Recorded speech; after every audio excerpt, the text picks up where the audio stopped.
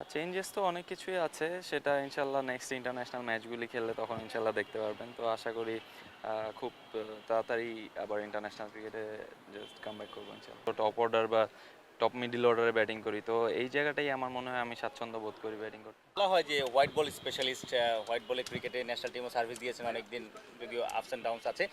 Rangpur Riders এরকম একটা challenging বিষয়, যেখানে বিভিন্ন দেশের ফ্র্যাঞ্চাইজি দল আছে, নিশ্চয়ই আপনার জন্য অনেক বেশি একটা গ্ল্যামার পাওয়ার একটা সুযোগ থাকবে। সেটা তো অবশ্যই থাকবে। রংপুর রাইডার্স আমাদের এরকম একটা অপরচুনিটি প্রোভাইড করতেছে। তো এরকম অপরচুনিটি তো সব সময় আসে না, তো আশা থাকবে রংপুর রাইডার্সের হয়ে যেতে ভালো করতে পারে। আপনার মানে পার্সোনাল গোলটা কি থাকবে এই ধরনের টুর্নামেন্টে, বিপিএল এর ঠিক আগে? পাশাপাশি ভিন দেশের যে টিমগুলো থাকবে তাদেরও আসলে নজর কাড়ার একটা সুযোগ থাকছে। আপাতত এত কিছু চিন্তা করছি না।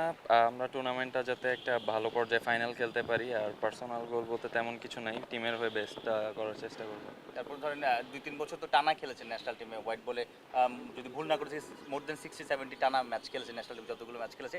মাঝখানে একটা হোঁচট, এরপর থেকে আসলে আপনার প্রিপারেশনটা কেমন? আসলে কোনো ফাইন টিউনিং করেছেন ব্যাটিংয়ে, বা কোনো কিছুতে আসলে নিজেকে আরও তৈরি করছেন কিনা?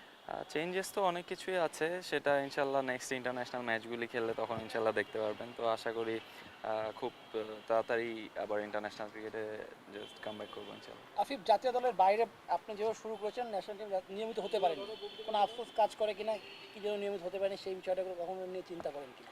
না, আমি এত কিছু সাধারণত চিন্তা করে থাকি না। তো আপাতত যেখানে প্রেজেন্টে আছি প্রেজেন্ট নিয়ে থাকতে পছন্দ করি। ফিউচারে কি হবে সেটা পরে দেখা যাবে। আফিফ, আপনি খুলনার হয়ে বিপিএল খেলবেন, এখন রংপুরের হয়ে গ্লোবাল লিগে খেলতে যাচ্ছেন, আসলে এটা বড় একটা সুযোগ হিসেবে দেখছেন কিনা, নিজেকে একটু লাকি মনে হচ্ছে কিনা? সামনের দিকে তাকান।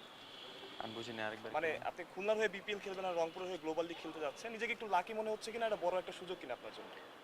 এরকম টুর্নামেন্ট অবশ্যই সবার জন্য একটা ভালো অপরচুনিটি, যেহেতু দেশের বাইরে খেলা অবশ্যই বড় একটা অপরচুনিটি। এরকম টুর্নামেন্টগুলোতে ভালো করতে পারলে ফিউচারে আরও অন্যান্য টুর্নামেন্টে অবশ্যই সুযোগ আসবে। তো অবশ্যই এটা একটা খুব ভালো অপরচুনিটি। আফিফ, সোহান ক্যাপ্টেন হিসেবে কেমন? যতদিন প্র্যাকটিস করছেন, ম্যাচও খেলবেন।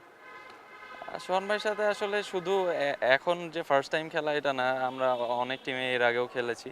তো অবশ্যই ক্যাপ্টেন হিসেবে অনেক ভালো দেখেই সে ক্যাপ্টেন্সি করে সবসময়। আপনি কোথায় ব্যাটিং করতে এনজয় করেন? আমরা ন্যাশনাল টিমে দেখেছি আপনি ফিনিশিং রোলে, লোয়ার মিডল অর্ডারে, আবার ন্যাশনাল টিমে একটা দুটো ম্যাচ ওপেনিংয়ে করেছেন। ঘরোয়া ক্রিকেটে আপনাকে আমরা টপ অর্ডার ব্যাটারও দেখেছি। কোথায় আসলে কমফোর্টেবল, কোন পজিশন মনে হয় যে আপনার জন্য পারফেক্ট? আসলে এটা আপনারা সবসময় দেখেও থাকেন, আমি লোকাল লিগগুলোয় বা আমাদের যে কোনো ডোমেস্টিক ক্রিকেটে সাধারণত টপ অর্ডার বা টপ মিডল অর্ডারে ব্যাটিং করি। তো এই জায়গাটাই আমার মনে হয় আমি স্বাচ্ছন্দ্য বোধ করি ব্যাটিং করতে। আশরাফুল ভাইয়ের সাথে ২ দিন কাজ করেছেন। আপনি ব্যাটিংয়ে বিশেষ কোনো টিপস পেয়েছেন? না, এমন কিছু এখন আপাতত হয়নি। সাম্প্রতিক সময়ে একটু পার্সোনাল, সাম্প্রতিক সময়ে বাবা হয়েছেন। অনেক সময় কেউ বিয়ে করলে, বাবা হলে লাইফে অনেক কিছু চেঞ্জ হয়, আরও বেশি মোটিভেটেড হয়, খেলার মধ্যে আসলে ফোকাসটাও আসে। আপনার বেলায় কি সময়টা কেমন কাটছে?